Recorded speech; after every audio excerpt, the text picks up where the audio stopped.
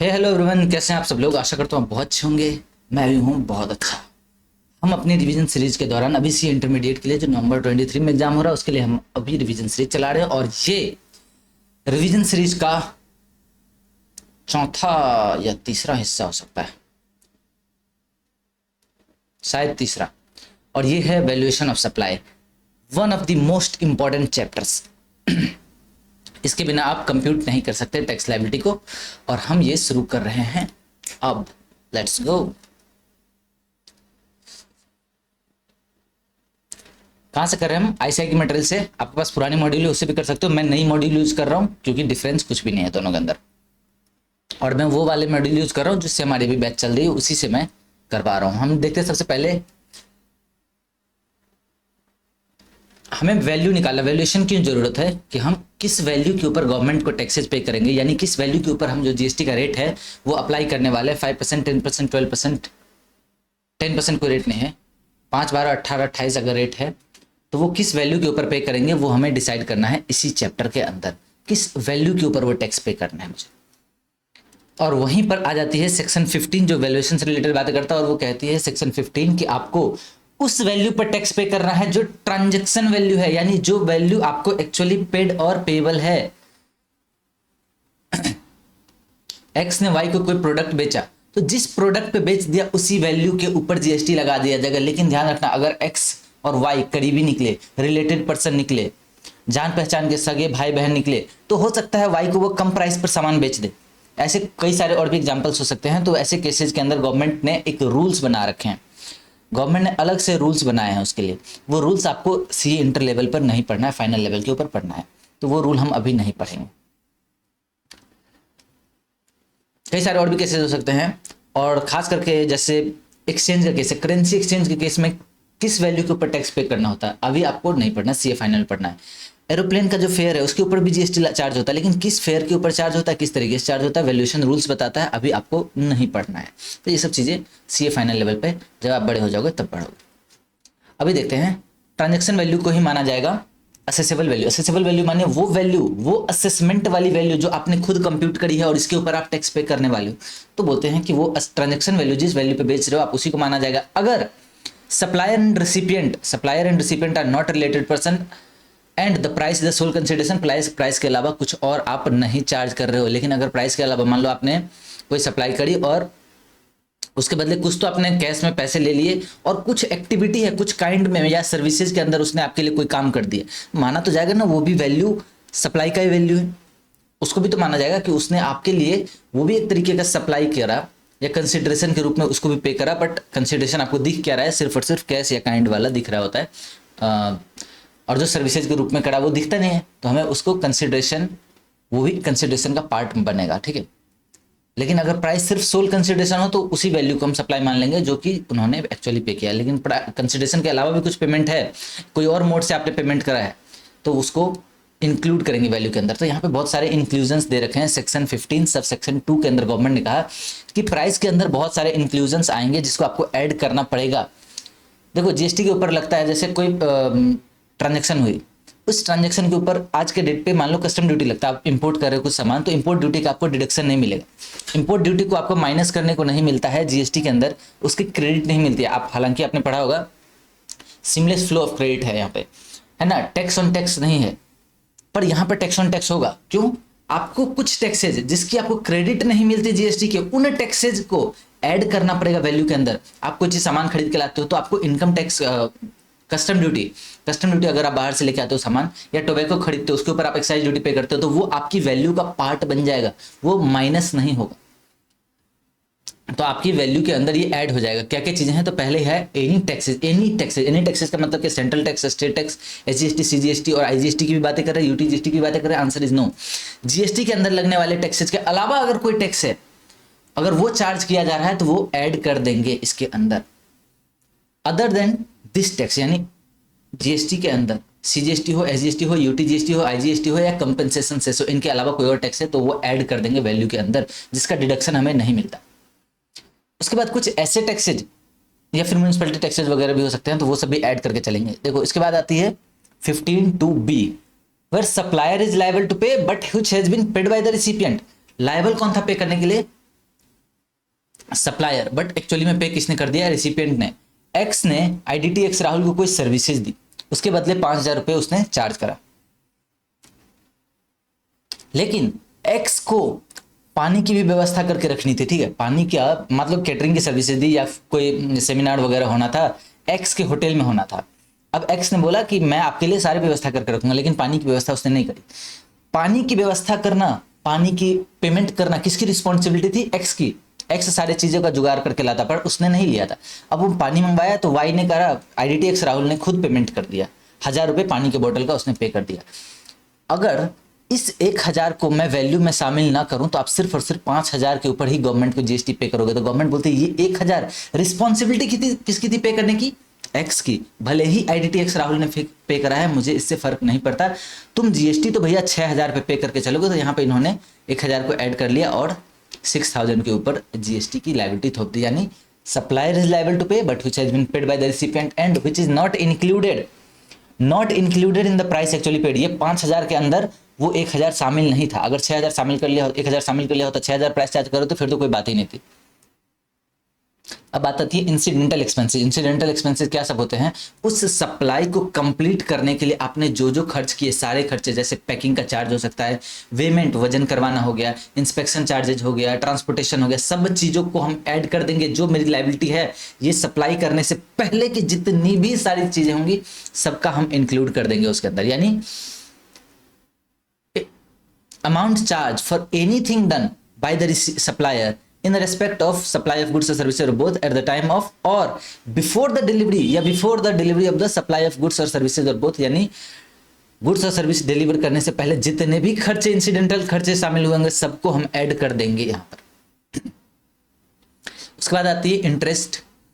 अगर आपने इंटरेस्ट कब चार्ज करते हैं? इंटरेस्ट, लेट फी, पेनाल्टी अगर चार्ज करते हो, आपने सप्लायर को बोला कि भैया 30 दिन में तो पेमेंट कर दियो, आपने कोई सामान बेचा, बोला 30 दिन के अंदर पेमेंट कर दियो, मैं तुमसे कोई चार्जेस नहीं लूंगा, 30 दिन के अंदर पे कर दियो, कोई चार्जेस नहीं है, पर उसने 30 दिन के अंदर चार्ज नहीं पे नहीं किया, तो आपने 500 रुपये पर मंथ या फिर आपका कोई एक परसेंटेज हो सकता है 10% पर मंथ या पर एनम के हिसाब से आपने कुछ चार्ज शुरू कर दिया, तो वो जो इंटरेस्ट या लेट फी या पेनाल्टी जो पे कर रहा है उसके ऊपर GST लगेगी क्या? आंसर इज यस, उसको भी वैल्यू में इंक्लूड करेंगे। लेकिन ध्यान रखना एक बात, ये इंटरेस्ट या लेट फी उस पीरियड के अंदर टैक्सेबल होगा जिस पीरियड के अंदर वो रिसीव्ड हुआ हो, उस रेट से टैक्सेबल होगा जिस रेट से मेन सप्लाई, अगर मेन सप्लाई जो मैंने एक्स ने वाई को कोई प्रोडक्ट बेचा, अगर उसका रेट 5% है तो इंटरेस्ट के ऊपर भी GST लगेगा 5% के रेट से।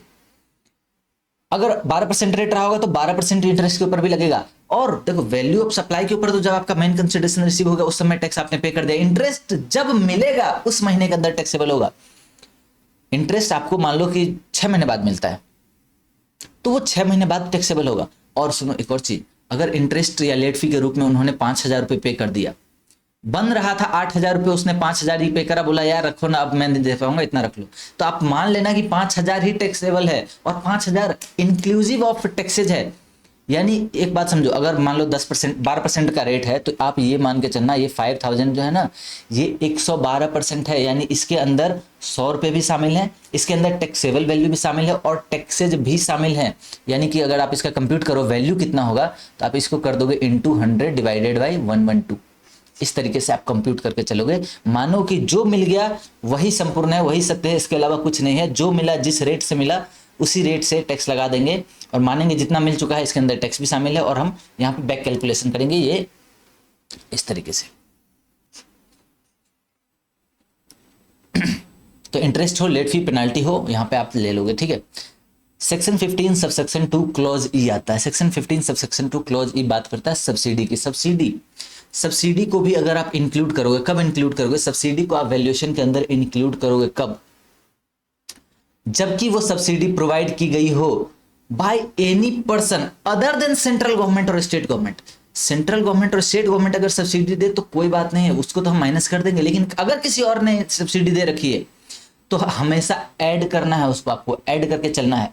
और आप क्वेश्चन बनाते वक्त ये ध्यान रखना कि ये मान के चलो, देखो अगर आपको नीचे दे रखा हो नोट्स में तो ठीक है, नहीं दिया हो तो कई बार आपको ऐसा मानना पड़ेगा, या फिर आप खुद नोट लिख सकते हो कि it is assume that subsidy has already been taken into effect, यानी उसका इफेक्ट लिया जा चुका है, सब्सिडी माइनस किया जा चुका है।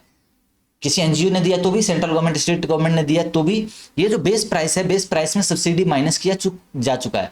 तो अगर ये सेंट्रल गवर्नमेंट स्टेट गवर्नमेंट किसी के अलावा किसी और के द्वारा दिया जा रहा है, किसी एनजीओ या किसी प्राइवेट ऑर्गेनाइजेशन के द्वारा दी जा रही है, तो आप ऐड कर दोगे, उसको ऐड कर देना उसे। अगर सेंट्रल गवर्नमेंट स्टेट गवर्नमेंट ने दी है, मैंने कहा बेस प्राइस ऑलरेडी उसको इफेक्ट में लिया जा चुका है, यानी माइनस कर चुके हैं। अगर सेंट्रल गवर्नमेंट स्टेट गवर्नमेंट, फिर तो उसे माइनस अलग से करने की क्या जरूरत है, ना माइनस करेंगे ना प्लस करेंगे, उसका कोई ट्रीटमेंट नहीं करेंगे। लेकिन अगर other than central government state government अगर दे रहा हो तो वहां पे हम ऐड कर लेंगे। लेकिन एक और चीज होना चाहिए, सब्सिडी डायरेक्टली लिंक्ड होना चाहिए प्राइस से, यानी आप ये कंप्यूट कर पा रहे हो कि मैं 1 यूनिट सेल कर रहा हूं तो इसके पीछे सब्सिडी का कितना अमाउंट है। अगर कोई कैपिटल नेचर का सब्सिडी आ रहा है जो प्रोडक्ट के ऊपर डिवाइडेड नहीं है, किस प्रोडक्ट के लिए कितना सब्सिडी है, तो वहां पर उसको हम कुछ नहीं करेंगे, उसका कोई ट्रीटमेंट नहीं होगा, चाहे वो प्राइवेट पर्सन हो, तो कोई एनजीओ हो, गवर्नमेंट हो, कोई फर्क नहीं पड़ता। हम ऐड तभी करेंगे जब अदर देन सेंट्रल गवर्नमेंट और स्टेट गवर्नमेंट कोई प्रोवाइड कर रहा हो और वो डायरेक्टली लिंक्ड हो, यानी मैं ये कैलकुलेट कर सकता हूं एक यूनिट सेल करने के लिए सब्सिडी का अमाउंट कितना है, तो उसको हम ऐड कर देंगे। ठीक है,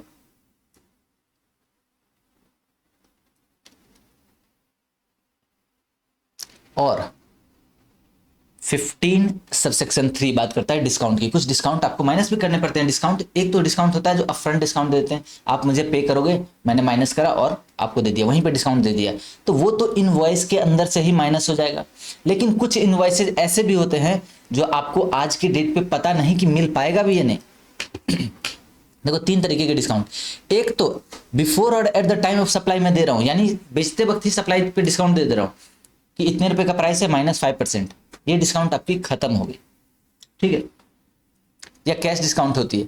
कुछ डिस्काउंट इस तरीके के होते हैं जहां पे हमें एग्रीमेंट तो कर लिया कि आपको डिस्काउंट दूंगा, लेकिन एट अ फ्यूचर डेट अगर आपने सर्टेन कंडीशंस को फुलफिल करा तो मैं आपको डिस्काउंट दूंगा। मान लो मैंने करा कि आप अगले 6 महीने के अंदर मेरा 5 लाख क्वांटिटी अगर सेल कर दोगे ना, मेरे से खरीद करके, अगर आपने 5 लाख क्वांटिटी आपने मेरे से खरीद लिया या बेच दिया आगे, तो मैं आपको डिस्काउंट दूंगा। यहाँ पे एग्रीमेंट सेल के टाइम पे ही हो चुका है। Such discount is established in the terms of the agreement entered into on or before the time of such supply, यानी सप्लाई के टाइम पर ही, जब मैं बेच रहा था, एक्स ने वाई को बेचा, उसी समय पे एग्रीमेंट हो गया कि वाई जब तुम आगे बेचोगे ना, अगर तुमने मुझसे पूरे 6 महीने के अंदर 5 लाख क्वांटिटी खरीद लिया तो मैं एडिशनल आपको 5% डिस्काउंट देने वाला हूं। तो यहां पे आपकी एग्रीमेंट पहले ही बन चुकी है। और क्या होगा कि जब इस तरीके का नेचर हो जाता है, जब मैं कहूंगा कि आपको पोस्ट सप्लाई डिस्काउंट दे रहा हूं, यानी आज की डेट पर डिस्काउंट नहीं दे रहा हूं, अगले डेट पर डिस्काउंट दूंगा। लेकिन सुनो, अब मैं जब आपसे टैक्स से चार्ज कर रहा हूं, मैंने आपको सप्लाई पे, मैंने अभी तो डिस्काउंट नहीं दे रहा, मैं बाद में दूंगा। ठीक है, अभी मैंने फुल वैल्यू पे आपको सेल कर दिया, अब आप आगे बेच रहे हो, तो यानी आपको जो मैंने टैक्स चार्ज कराया आप इसका क्रेडिट लेते हो। अब गवर्नमेंट से आपने क्रेडिट ले लिया उस टैक्सेस का। अब आगे चल के क्या होगा, आपने वो कंडीशन फुलफिल कर दिया तो मैं डिस्काउंट आपको दूंगा। डिस्काउंट दूंगा by way of credit note issue करूंगा यहाँ पे।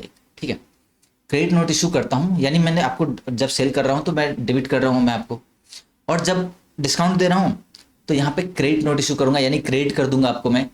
अब इतने कम पे मुझे टैक्स पे करना था, मान लो यहाँ पे मैंने एग्जाम्पल ले रखा ऑलरेडी,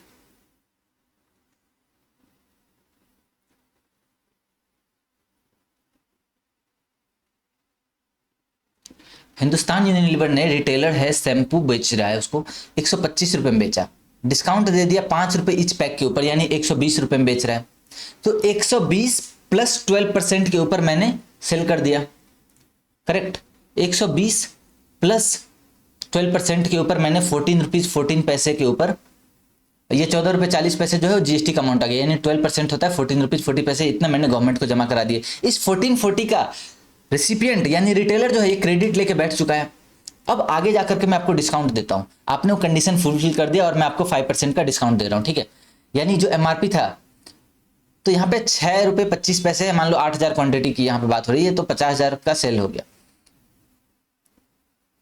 यहाँ पे था 10 लाख की, अगर आपने एग्रीमेंट था 10 लाख की, अगर आपने शैम्पू बाई कर ली तो मैं आपको ये डिस्काउंट देने वाला हूँ 5% ऑफ एमआरपी। तो 5% ऑफ एमआरपी आ गया 6 रुपीज 25 पैसे, और 8000 क्वांटिटी है तो 8000 क्वांटिटी के ऊपर 50,000 का अब मैं डिस्काउंट दे रहा हूँ ना, तो आप ये तो समझो कि 50,000 कम वैल्यू के ऊपर मुझे जीएसटी पे करना था, लेसर वैल्यू के ऊपर मुझे जीएसटी पे करना था, पर शुरुआत में उस समय मुझे पता नहीं था, तो मैं पूरे वैल्यू के ऊपर टैक्सेस पे कर चुका, यानी मोर देन 50,000 की वैल्यू के ऊपर भी मैं टैक्स पे कर चुका हूँ एक्स्ट्रा। तो अब इस 50,000 की वैल्यू के ऊपर जो जीएसटी है वो मैं क्या करूंगा, क्रेडिट नोट से मेरा टैक्सेशन का लोड कम हो जाएगा। अब मेरा लोड कम हो गया तो गवर्नमेंट बोलेगी सुनो, जब तुम 50,000 से कम पे यानी 113 रुपये में ही आपको बेचना चाहिए था, आपने 120 रुपये में बेचा है। यहाँ पे डिस्काउंट अगर आपने उसी डेट पे दे दिया होता तो 113 रुपये 75 पैसे में बिक रहा होता। अब 113 रुपये 75 पैसे का 12% आपको गवर्नमेंट को देना था, यानी 13 रुपये 65 पैसा आपने दे दिया है, कितना 14 रुपये 40 पैसे। तो ये जो बीच का डिफरेंस है तो HUL हिंदुस्तान यूनिलीवर तो माइनस कर लेगा, क्योंकि क्रेडिट नोट इशू किया तो इसका इफेक्ट कम हो जाएगा।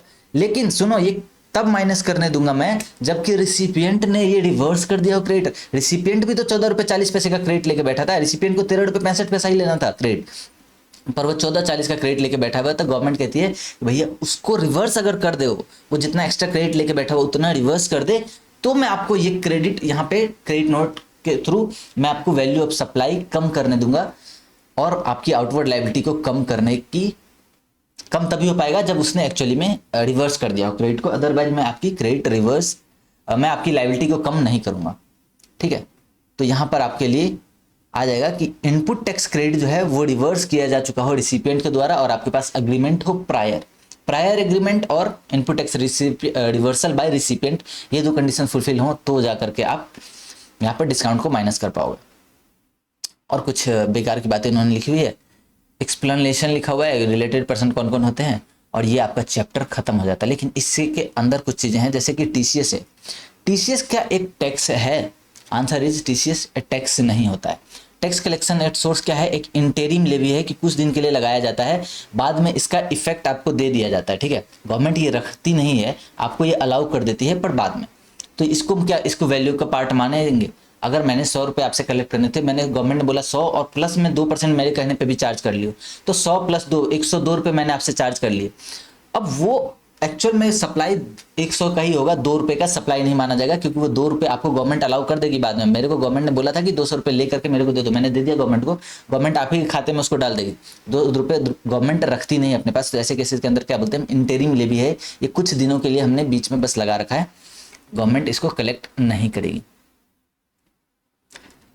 अब उसी चीज का एक्सप्लेनेशन है और आपका ये चैप्टर हो चुका है खत्म। ट्रांजिट इंश्योरेंस वगैरह होगा तो इसको भी इंसिडेंटल एक्सपेंसेस मानते हैं। यहाँ पे कुछ एग्जांपल्स दे रखे उन्होंने,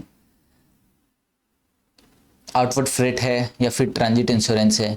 इंटरेस्ट और डिलेड पेमेंट के केस में मैंने आपको ऑलरेडी बता दिया है, यहाँ पे जो अमाउंट रिसीव होगा उसी को पूरा माना जाएगा, और उसकी डेट क्या होगी, तो टाइम ऑफ सप्लाई उसी डेट पे निकाला जाएगा जब वो एक्चुअली रिसीव होगा, और सेम रेट से टैक्स लगेगा जो मेन सप्लाई के ऊपर रेट लग रहा था।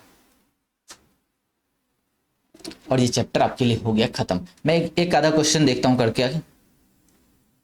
अच्छा, एक और चीज देखना, कमर्शियल क्रेडिट नोट भी आप इशू कर सकते हो, जहां पे देखो आपके पास अगर पहले से एग्रीमेंट ना हो, ऐसे केसेस के अंदर आप कमर्शियल क्रेडिट नोट इशू करोगे, यानी जीएसटी वाला क्रेडिट नोट इशू नहीं होगा। फाइनेंशियल क्रेडिट नोट भी कहते हैं, कमर्शियल क्रेडिट नोट भी कहते हैं। ये कर सकते हो आप सेकेंडरी डिस्काउंट के केस में, जहाँ पे आपके पास एग्रीमेंट नहीं था पहले से, तो आप क्या वहाँ पे माइनस करोगे, डिस्काउंट अलाउड नहीं किया जाएगा। वहाँ पे दोनों के दोनों कंडीशन आपको फुलफिल करने पड़ेंगे, प्रायर एग्रीमेंट हो और रिसिपिएंट ने क्रेडिट रिवर्स कर दिया हो, दोनों कंडीशन फुलफिल होने मैंडेटरी है। अगर नहीं हो पाता है तो यहाँ पे माइनस हम नहीं करने देंगे। लेकिन इसका एक जुगाड़ है कि फाइनेंशियल क्रेडिट नोट वो आउट ऑफ जीएसटी की बातें हैं, हम वो बातों को नहीं करेंगे। और वो किस में हो सकता है, जैसे कि मैंने बोला अचानक से मुझे पता चला, अरे आपने तो मेरे से आपने पूरे साल भर में 10 लाख रुपए का सामान खरीदा, मैं खुश हो गया और आपको 2% डिस्काउंट दे देता हूँ टोटल वैल्यू जितना आपने परचेज किया। तो ये क्या हमारा पहले से एग्रीमेंट था? आंसर इज नहीं।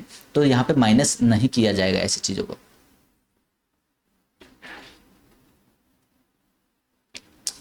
अपन कोई एक